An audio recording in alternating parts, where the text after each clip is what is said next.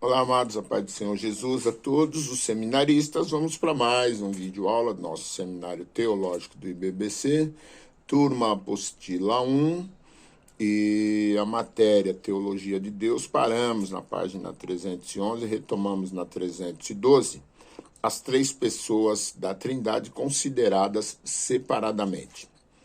O Pai, ou a primeira pessoa da Trindade. O nome Pai com relação a Deus nem sempre é empregado com o mesmo sentido na Escritura. Às vezes aplica-se ao Deus triuno, como podemos ver, em, por exemplo, 1 Coríntios 8,6, como a origem de todas as coisas. No Antigo Testamento, esse termo Deus triuno é referido para mostrar a relação que Deus mantém com Israel, seu povo. No Novo Testamento, é empregado para designar o Pai de todos os seus filhos espirituais.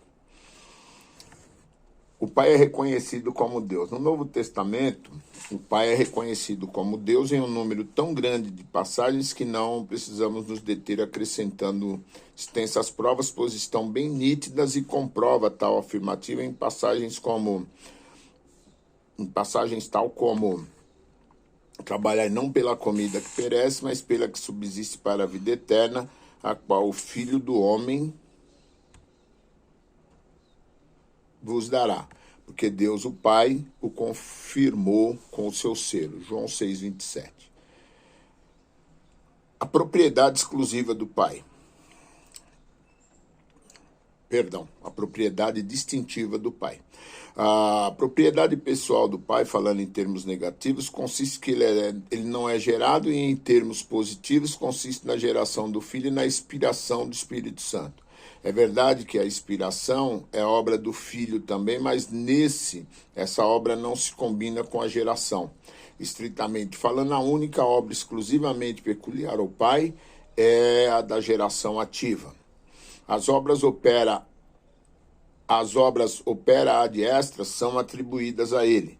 Todas as opera ad extra de Deus são do Deus triuno, mas em algumas destas obras o Pai está em primeiro plano. Página 312, página 313.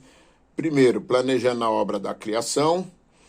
Segundo, as obras da criação e a providência, principalmente em seus estágios iniciais. E terceiro, a obra de representação da Trindade no conselho da redenção, como ser santo e justo, cujo direito foi violado. O Filho, ou a segunda pessoa da Trindade. É evidente que Jesus é o Filho de Deus, pois assim nos é apresentado na Escritura Sagrada, independentemente de sua posição como mediador.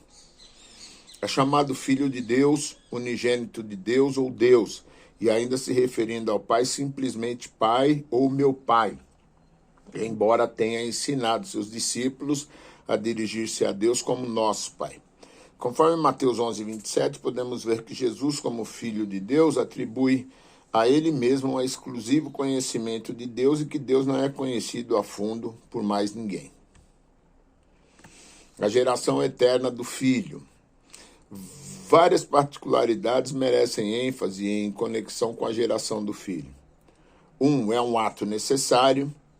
2. É um ato eterno do Pai.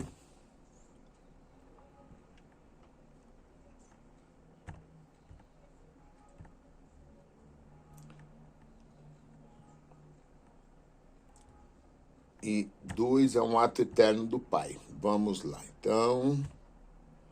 A geração como espiritual e divina. Em resposta aos arianos que diziam que a geração implicava em uma total divisão do ser divino, os pais da igreja disseram que não se deve entender a geração do Filho de maneira física e sim espiritual e divina, excluindo toda divisão e mudança. Sendo assim, geração é o ato eterno e necessário da primeira pessoa da Trindade, pela qual ele, dentro do ser divino, é a base de uma segunda subsistência pessoal semelhante à sua própria e dá a essa segunda pessoa posse da essência divina completa sem nenhuma divisão, alienação ou mudança.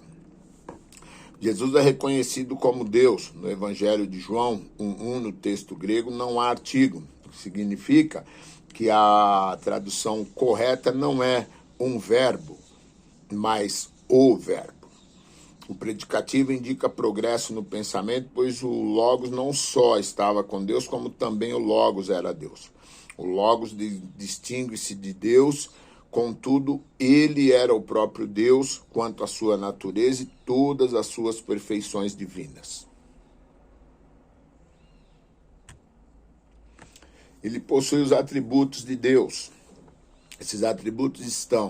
Entre esses atributos estão vida, existência própria, imutabilidade, verdade, amor, santidade, eternidade, onipresença, onisciência, onipotência. Todos os atributos relacionados a Deus são os mesmos atributos em Jesus. As obras de Deus são atribuídas a ele. As obras tais como criação, ressurreição e julgamento de todos os homens são atribuídos a ele.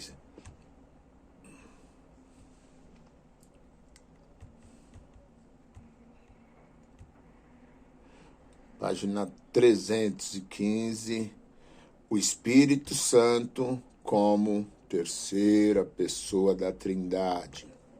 O Espírito Santo sempre está presente no cosmos, agindo com um ministério esporádico, ou seja, ele sempre está presente com o povo de Deus, capacitando-os para uma grande obra.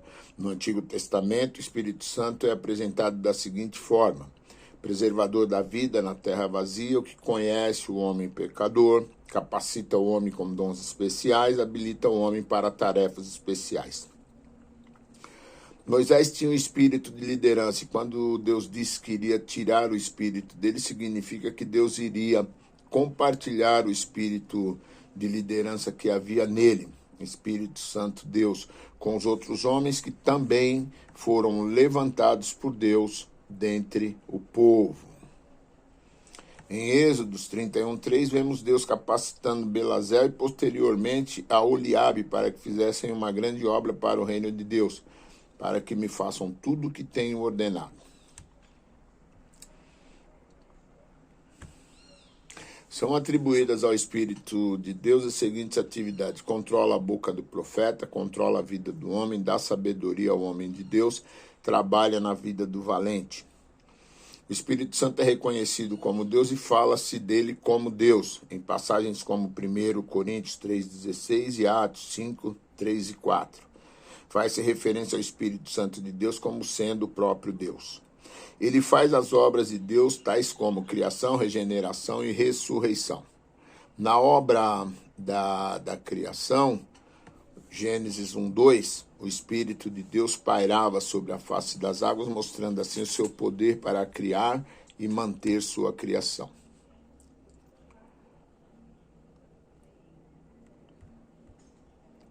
Ele faz as obras, página 315. O poder que Deus tem para expulsar os demônios, o Espírito Santo também tem. O Espírito Santo tem todo o poder para regenerar e também para ressuscitar alguém. Como se pode ver em João 3:8, Tito 3:5 e Romanos 8:11. Queridos, nós encerramos na página 315, 316, o conteúdo de Teologia de Deus. Vocês têm agora um mês todo para se aprofundar nessa matéria, fazer as recapitulações, inclusive das matérias anteriores, para quem não fez, fazer as recapitulações. Eu quero lembrar aos irmãos que nós estamos encerrando a penúltima matéria e, voltando, eu vou dar uma vistoriada nas apostilas para ver em que pé estão as recapitulações dos amados. Vocês têm um mês todinho, façam as recapitulações. Já vou estar em seguida postando os slides, tá? Se aprofundem, esse mês não tem pagamento, tá bom? Deus abençoe a todos e até o próximo vídeo aula.